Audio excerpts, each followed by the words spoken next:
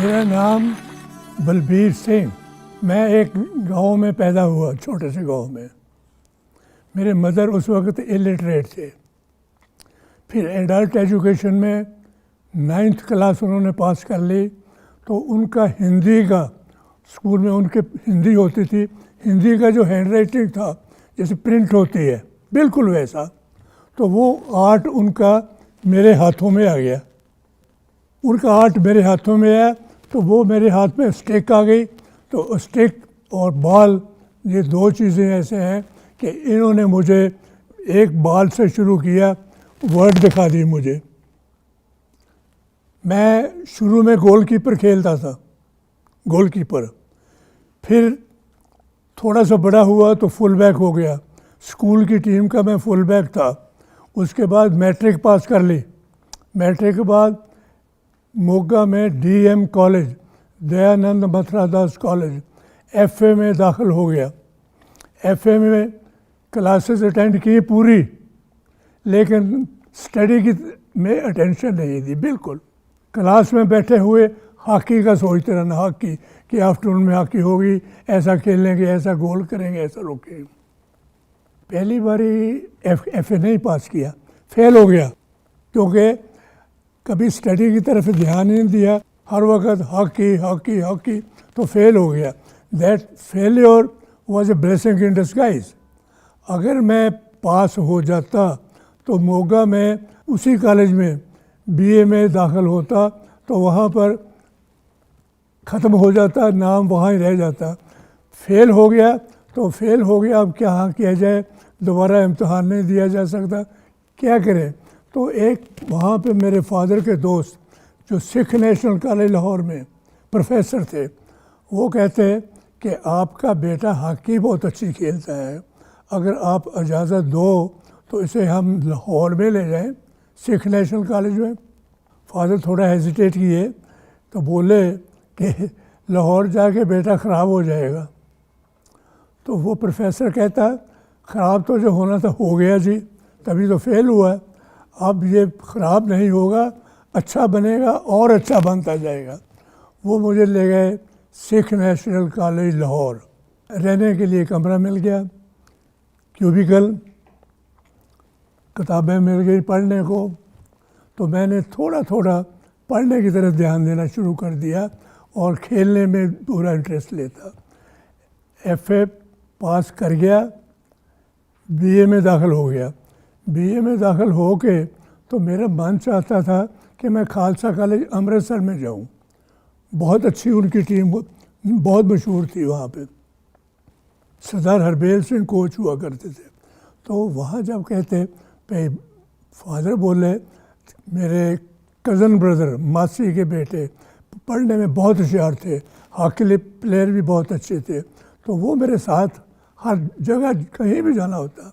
मेरे पेरेंट्स मुझे अकेले को कहीं नहीं भेजते थे, वो मेरे बड़े भाई 3 साल मुझसे बड़े थे, मेरे साथ जाते थे। तो वो मुझे कॉलेज में दाखिल करा के वापस जब मोगा गए तो मेरे फादर पूछने लगे कि बलबीर खुश था BA में दाखिल हो के। वो कहता जी नहीं। क्यों? कहते जी खालसा कॉलेज जाना चाहता था, वहाँ का स्टैंडर्ड हॉकी का बहुत अच्छा है। पता नहीं फादर के मन में क्या आया उस वक़्त, वो जो कह देते थे वो चेंज नहीं करते थे। तो उसके मन में पता नहीं क्यों कहते भी जहाँ उसकी मर्ज़ी है वहाँ चले जाए।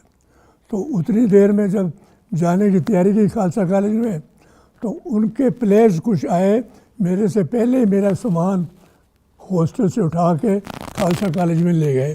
तो संदेश दे गए कि बलबीर को कह देना सामान हम ले गए हैं, जब मर्ज़ी खालसा कॉलेज आ जाए। BA 3rd year, BA 4th year continuous होती थी ऐसे। आजकल तो शायद सेपरेट एक एक पास करना पड़ता। वहाँ पे खेलते खेलते BA भी पास कर ली। आगे कॉलेज वाले चाहते थे कि मैं उनके लिए और खेलूं। कोई यूनिवर्सिटी के रूल्स होते थे कि 6 साल तक खेल सकता है यूनिवर्सिटी में, तो वहाँ पे और 1 साल रहूं। तो मैं उनके पास रहा। वहाँ से कॉलेज में एमए में दाखिल हो गया। एमए में दाखिल हो के खालसा कॉलेज में टीम बहुत अच्छी थी, थोड़ा स्टडीज़ में इंटरेस्ट लेना शुरू कर दिया। वहाँ इम्तहान दिया, हॉकी में तो अच्छा थे ही, तो मैंने पढ़ने का भी थोड़ा ध्यान पढ़ने की तरफ दिया, तो वहाँ मैं बीए पास हो गया। पास हो के एमए में दाखिल हो गया।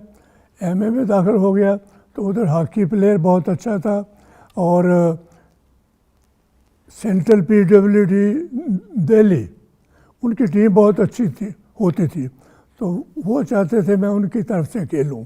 तो मैं पंजाब पुलिस वालों ने, जो पुलिस चीफ था सर जॉन बेनेट, उसने कहा ये प्लेयर हॉकी बहुत अच्छा प्लेयर है, इसको हम पंजाब पुलिस में भर्ती कर ले।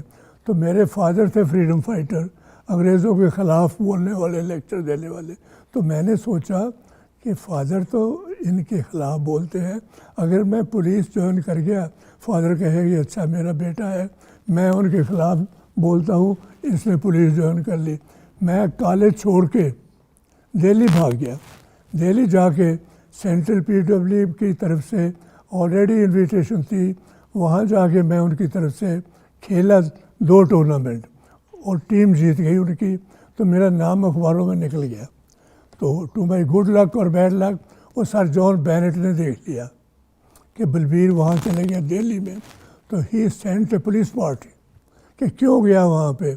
पुलिस पार्टी गई दिल्ली में, जाके मुझे हाथ कड़ी लगाई, हाथ कड़ी लगा के गाड़ी पे बिठाया, ला के जलंधर कैंट वहाँ पे मेरे अंगूठे वगैरह लगवाए और मुझे पुलिस में भर्ती कर लिया। कहते अब भागो, कहाँ भागता। Joining police was a blessing in disguise again. अगर मैं दिल्ली में रहता, किसी प्राइवेट क्लब की तरफ से खेलता, तो 1 साल 2 साल 3 साल खेलता, तो डिसिप्लिन तो था, होता नहीं प्राइवेट क्लबों में, तो ख़त्म हो जाता। पुलिस मुझे मिल गई, खेलने को मुझे हॉकी मिल गई, रेगुलर पुलिस की टीम। खेलते खेलते पंजाब यूनिवर्सिटी में आ गया। पंजाब यूनिवर्सिटी में 43, 44, 45 में मैं कैप्टन था, और हम तीनों साल जो सीनियर टूर्नामेंट होता है वो जीतते रहे। तो वहाँ पे मुझे डॉक्टर BL गुप्ता, जो यूनिवर्सिटी के फिज़िकल एजुकेशन के इंचार्ज थे, वो मिले। उनके साथ मिलने से उनको ऐसा लगा कि प्लेयर अच्छा है, इसको और इनकरेज किया जाए। मेरे टीचर थे, वो मेरे होने वाले इन-लॉ से उनके रिलेशन था, उनकी वाइफ जो थी वो मेरी मदर इन लॉ की नीस थी। तो उन्होंने मेरी इंट्रोडक्शन कराई मेरे इन-लॉ से, तो भाई लड़का बहुत अच्छा है, खिलाड़ी है और होनहार है, जैसे मैं तो ऑर्डिनरी प्लेयर था। तो उन्होंने बात की। मैं पहला नेशनल खेलने कैलकटा गया था, कैलकटा में नेशनल खेले और पंजाब जीता। 12 साल के बाद पंजाब नेशनल हॉकी चैम्पियनशिप जीता, नाम बड़ा निकला, बड़ी मशहूरी हुई। तो वहाँ से जब खेल के वापस आया तो कहते भी मॉडल टाउन में चिट्ठी है, ये मॉडल टाउन लाहौर में ले जाओ, 81G मॉडल टाउन लाहौर। तो मैंने कहा ठीक है जी। बंद लिफाफा था, मैं ले गया, चिट्ठी लेके गया, तो एक लड़की ऊपर से नीचे उतरी घंटी सुन के, आपने किसे मिलना है। तो मैं बड़ा हैरान, देखूं भी ये लड़की यहाँ पे कहाँ से आ गई। तो देख के मुझे कहते भी अच्छा, तो उसने ऊपर बताया ना जाके कि कौन आया है, hockey player so and so, मतलब वो बुलाओ उसको जल्दी, ऊपर लाओ ऊपर लाओ। ऊपर ले गए।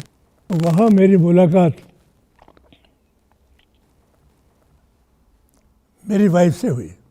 मैंने जैसे हमें सिखाया जाता था उस वक्त के लड़कियों की तरफ देखना नहीं चाहिए और हमेशा इज़्ज़त से बात करनी चाहिए। तो लड़की, और मुझे जब मोगा में वापस आया तो उन्होंने वहाँ पहले मुझे चाय वगैरह पिलाई, पूरा ख़त्म हो गया प्रोग्राम, वापस आ गया। जब मोगा वापस आया कहते मॉडल टाउन लाहौर गए थे, मैंने कहा हाँ गया था। तो वहाँ कौन देखा था, ये था वो था, लड़की कोई थी, मैंने कहा जी हाँ जी एक थी।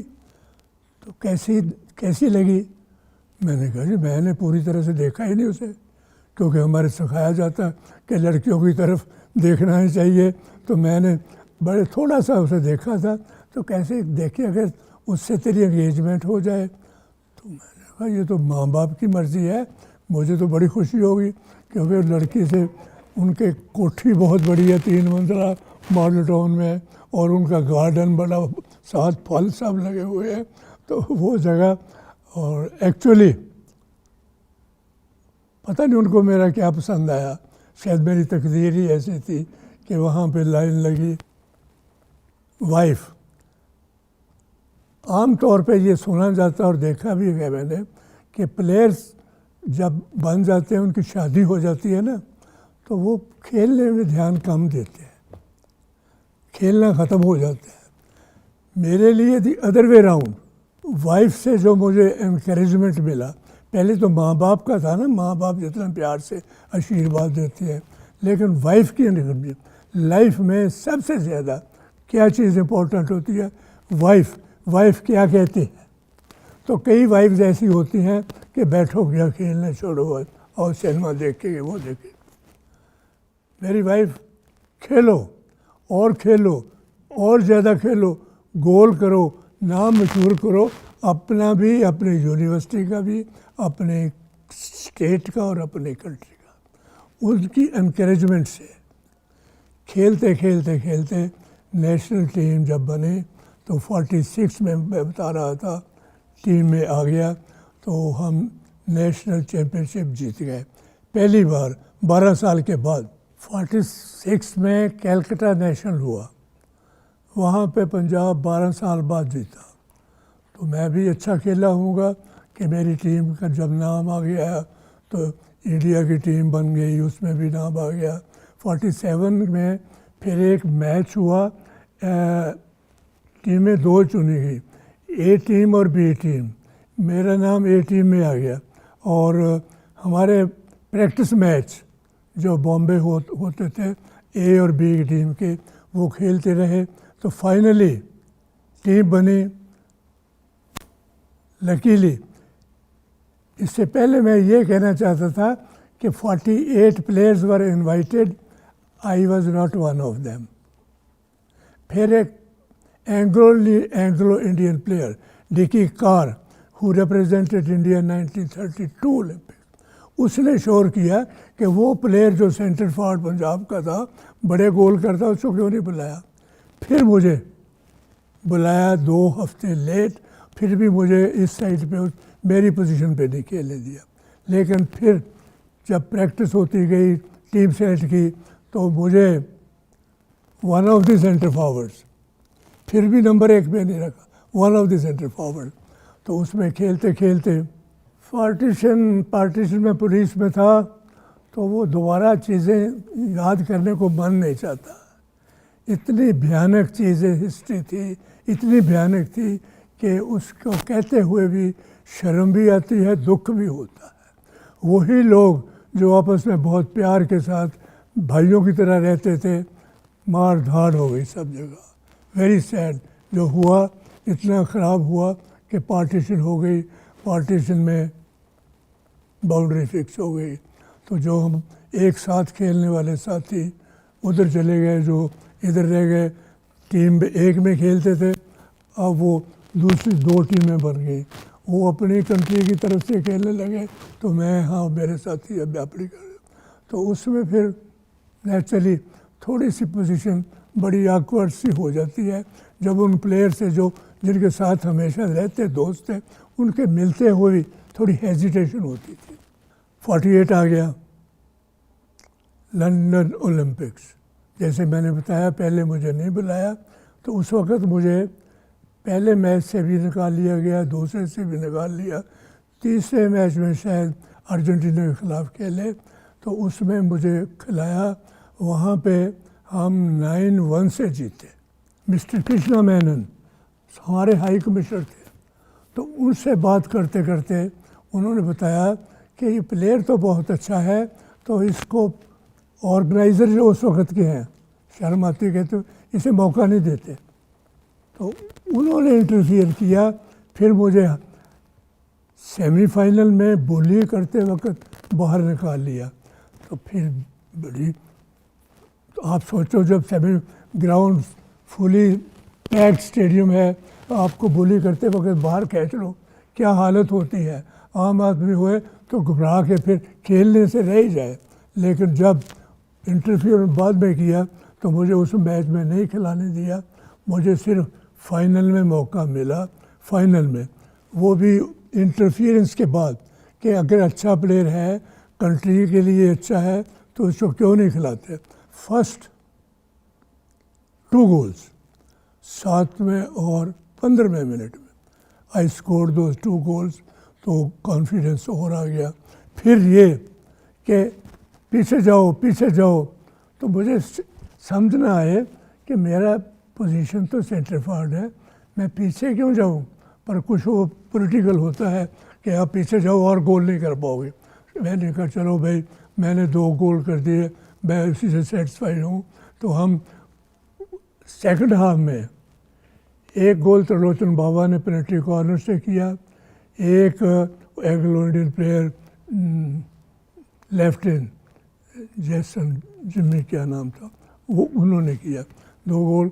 4-0 से हमने इंग्लैंड, जो कि हमारे फॉर्मर मास्टर्स रूलर्स थे, उनकी कंट्री में, उनकी ग्राउंड पर, उनकी क्राउड के सामने मैच जीता फाइनल में 4-0 से। बहुत मुश्किल हुई, बहुत मुश्किल हुई। फाइनल में ये हुआ कि विक्ट्री स्टैंड में खड़े होके अपने झंडे को सलामी देनी थी। उस वक्त मुझे अपने फादर याद आए कि फादर का वो फ्रीडम फाइटर थे। कभी अपने देश में अपनी गवर्नमेंट होगी, कभी अपना आज़ादी होगी, अपना मुल्क होगा, अपना ही सब कुछ होगा। तो उस वक्त फादर याद आए तो मैंने कहा अब पता लगा कि वो कितनी बातें कैसे, कि अपनी टीम, अपनी कंट्री, अपना नेशनल फ्लैग। तो वहाँ पे पहली बार तिरंगा झंडा कहीं भी दुनिया में, सबसे पहले इंग्लैंड में, उनकी कंट्री में, उनके हेडक्वार्टर पर अपना झंडा वर्ल्ड के टॉप पे चला गया। और उससे खुशी और ज़्यादा हो नहीं सकती कि अपनी टीम जीती हो और अपना नेशनल फ्लैग ऊपर जा रहा हो। तो मुझे ऐसा लग रहा था जब होती ना विक्ट्री सेरेमनी, तो विक्ट्री सेरेमनी से झंडा आहिस्ता आहिस्ता ऊपर खींचते हैं, तो मुझे ऐसे लग रहा है कि मैं भी ऐसे हवा में उड़ता जा रहा हूँ। तो जब झंडा बिल्कुल ऊपर चला गया तो फिर समझ आई कि भी नहीं, मैं तो ज़मीन पर ही हूँ। ऐसी एक्चुअल फीलिंग। 48 में थोड़ा था ना हेजिटेशन, कौन पहले टीम में आता कौन है। तो उस वक्त I had establish myself as centre forward.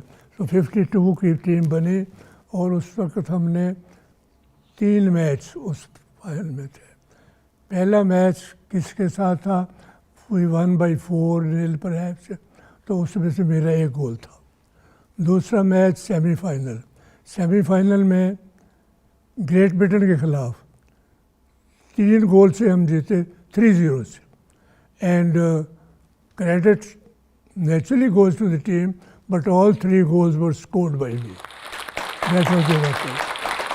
आज तक वो रिकॉर्ड है।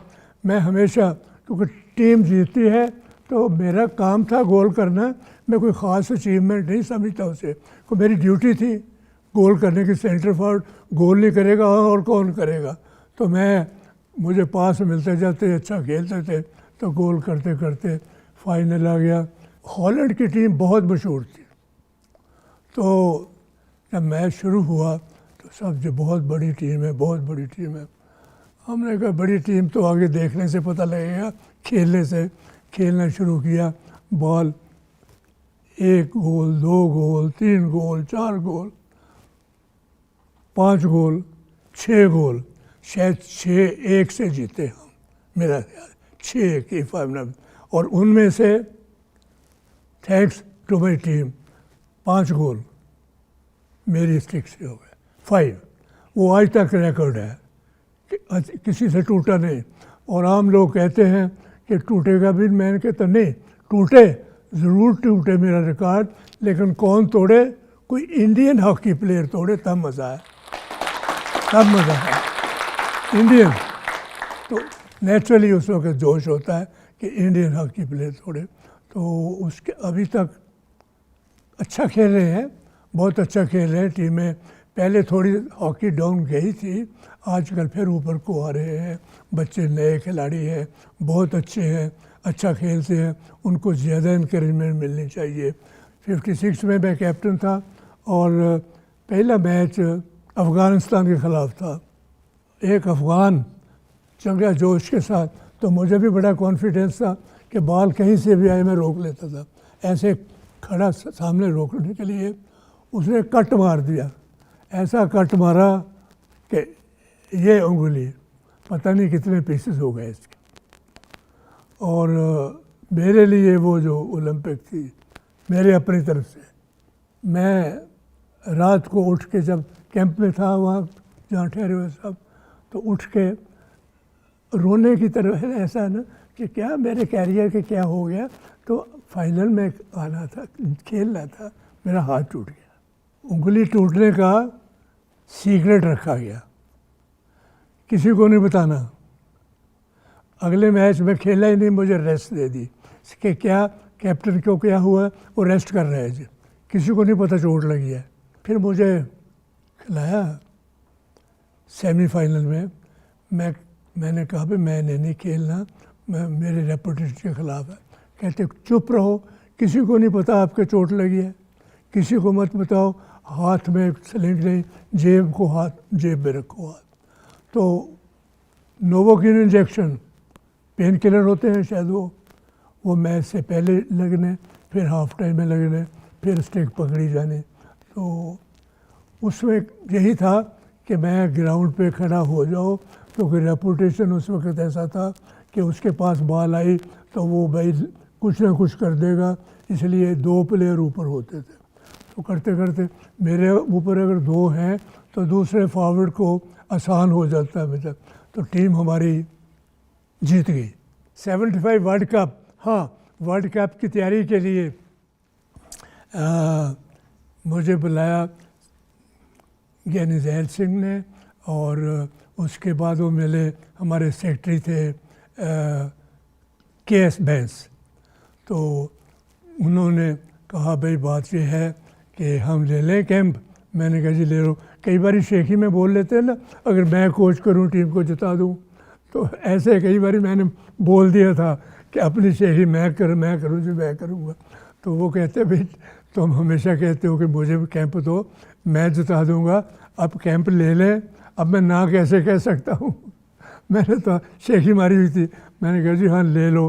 कैंप लिया चंडीगढ़ में, पंजाब यूनिवर्सिटी कैंपस।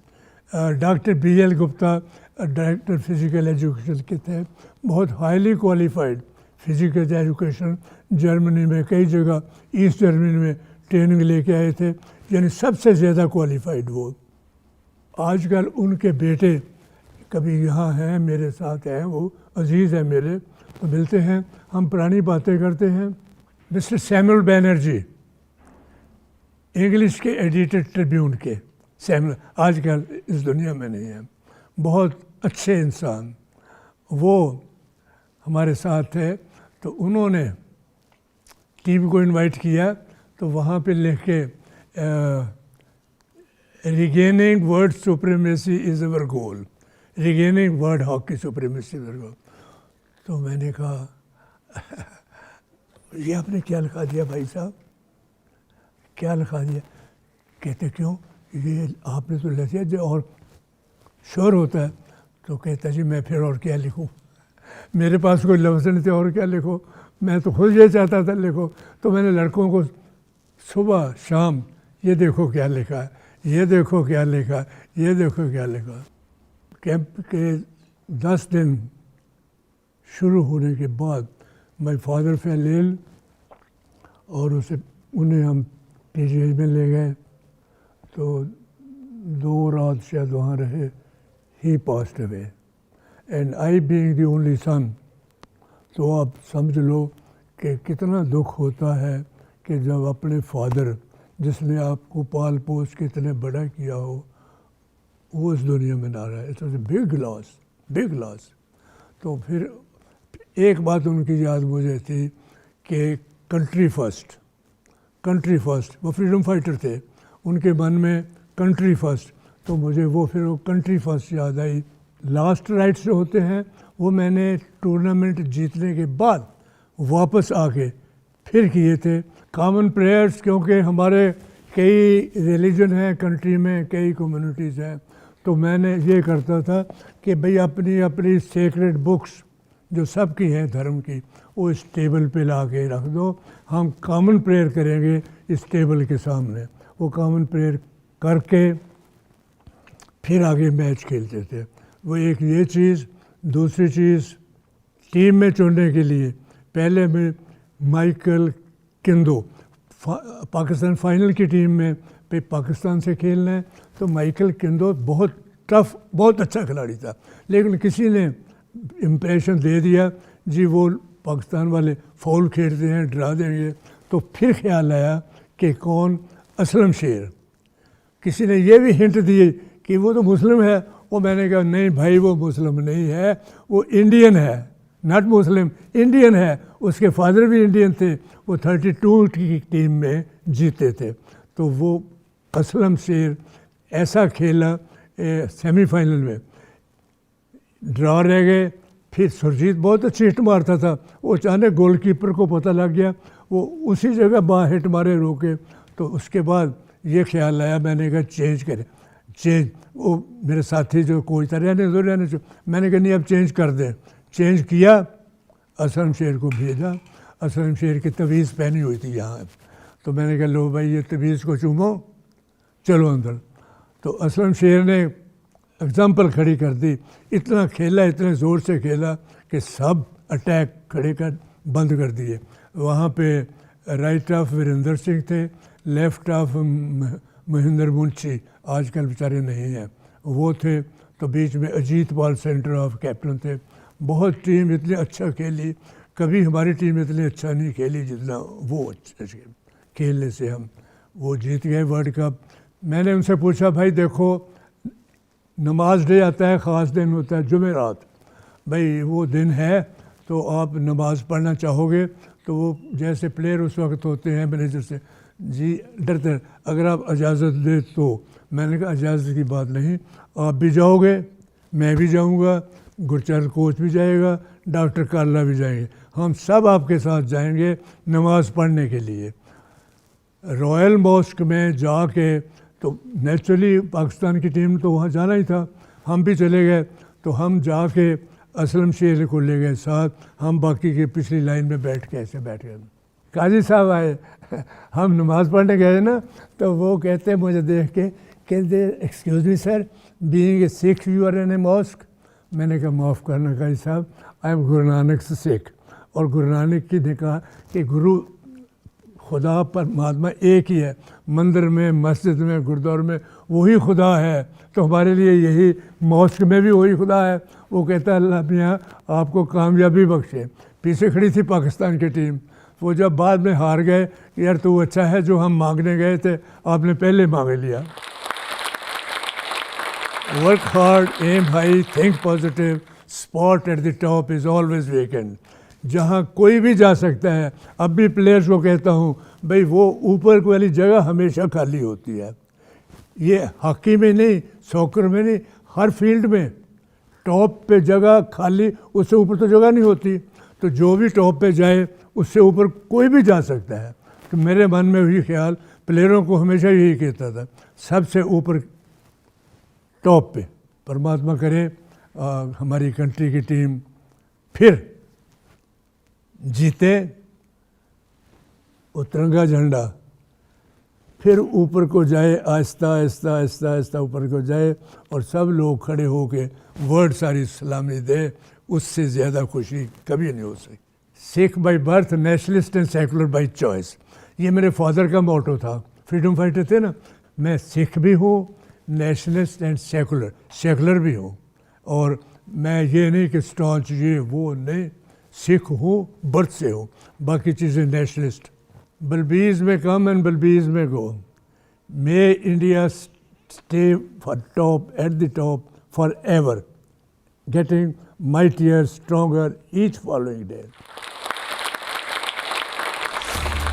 इस वीडियो के बारे में अपनी राय नीचे कमेंट सेक्शन में हमें बताएं और अपने दोस्तों के साथ ये वीडियो शेयर करना ना भूलें।